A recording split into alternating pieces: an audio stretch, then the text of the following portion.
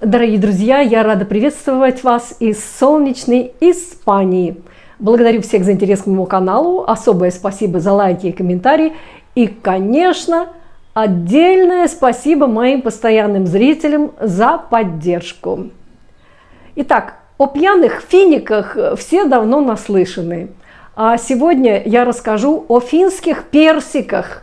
Но о персиках не садовых, а о политических. В Финляндии нынче у руля партия «Истинные финны». Перуссуомалайзит по-фински, а сокращенно персут. А я любовно зову этот зверинец персиками. Итак, кому интересны финские персики, проходите, присаживайтесь, устраивайтесь поудобней. Я вам уже рассказывала о пьяных похождениях, по крайней мере, 3 персиков депутатов парламента. Кому интересно, ссылки под видео в описании. 2 из них исключили потом из партии, но свято место пусто не бывает. Идет молодежь на смену ветеранам. Знакомьтесь, член партии «Истинные финны», депутат горсовета города Эспо Ири Керонен. У этого парня явно большое будущее. Он не только является членом партии «Истинные финны», но и умеет делать громкие заявления. Ну, и как выяснилось, не только слова летают в его жизни. Итак, что тут у нас? В сентябре 2024 года Керонен был осужден за избиение своей жены и приговорен к штрафу в 80 дневных единиц. Скажу честно, это не тот шок-контент, который мы ждем от политиков. Я жду, что будут обсуждать налоги или, может быть, плюшки для пенсионеров. Но тут, видите ли, семейные отношения на авансцене. Оказывается, депутат не просто человек, который сидит в горсовете и голосует за бюджет. Он решил показать, что бывает, когда переплетаются политика и личная жизнь. Выясняется, что Керонен не только душил и повалил жену, но он еще и книжный шкаф перевернул. Геракл, мать иху. В суде Ири заявил, что синяки и ушибы, которые были зафиксированы у его жены, могли быть результатом, вы знаете, БДСМ-игр. Старый прием. Ой, да, мы просто играли в игры для взрослых. Суд счел это объяснение нелепым, классифицировал игры как семейное насилие, и это стало отягчающим обстоятельством.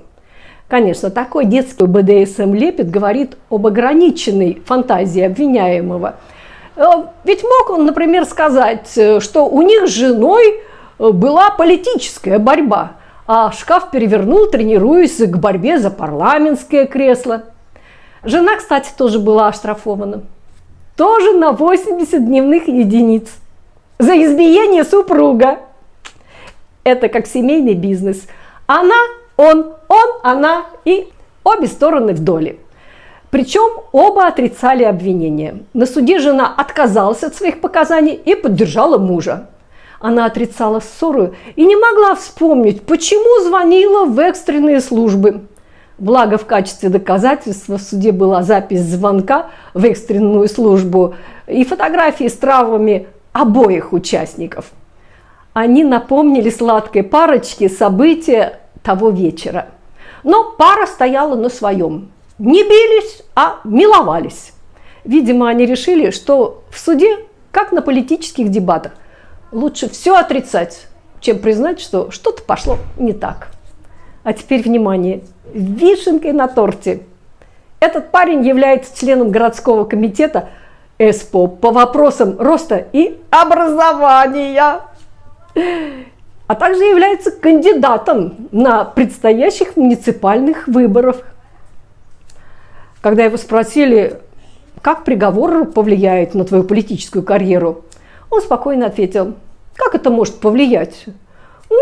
Это бывает время от времени. Окей, Ири, если насилие в семье для тебя это такая мелочь, время от времени, я боюсь представить твои предложения по налоговым реформам. Еще Ири Керонен – активный критик ислама и иммиграции. В ноябре 2022 года Керонен написал, Насилие и подчинение женщин встроены в ислам. Ислам вызывает насилие в отношении женщин. В его политической программе записано также: иностранцы, виновные в сексуальных преступлениях, насилии и других тяжких преступлениях, вон из Финляндии. Ну а что, если хочешь понравиться электорату, делай заявочки. Керонен точно умеет быть в тренде, но интереснее всего так это его рассуждение. Насилие не должно быть частью Финляндии. Погодите, а как же его собственное поведение, когда оказывается насилие, это часть его собственного быта? Вот уж действительно настоящий политик. Представители партии истинных финнов либо отказались комментировать ситуацию, либо заявили, что узнали о ней совсем недавно и теперь будут разбираться. Будем следить за политической карьерой молодого до раннего персика. Далеко пойдет и грунт-затейник. Ну и прежде чем проститься, заглянем в Испанию. 3 гражданки Украины попали в криминальную хронику в Испании. Испанская полиция разгромила нелегальный косметический салон и задержала 3 предприимчивых украинок в возрасте 43, 31 и 25 лет. Они выдавали себя за врачей и проводили медицинские процедуры без лицензии, разумеется, нарушая все санитарные нормы. Задержанные предлагали популярную процедуру, так называемые русские губы, но использовали просроченные препараты. Полиция обнаружила потайную комнату, в которую пробраться было можно лишь хорошенечко присев. Внутри находилась холодильная камера с просроченными ампулами гиалуроновой кислоты, какие-то коробки, автомобильные шины и мусорный контейнер. Лжеврачицы использовали одни и те же шприцы для разных клиенток. Препараты неизвестного происхождения заказывали через мессенджеры. Ботокс с корейскими надписями хранили без охлаждения. В Испании инвазивные процедуры может проводить только врач. Проверяйте лицензии, чтобы в погоне за красотой не попасть в некрасивую историю. Анна Пасашук, приглашаю вас посмотреть на выступление финских школьников в Фенгероли. Благодарю за внимание и до новых встреч. Всем пока!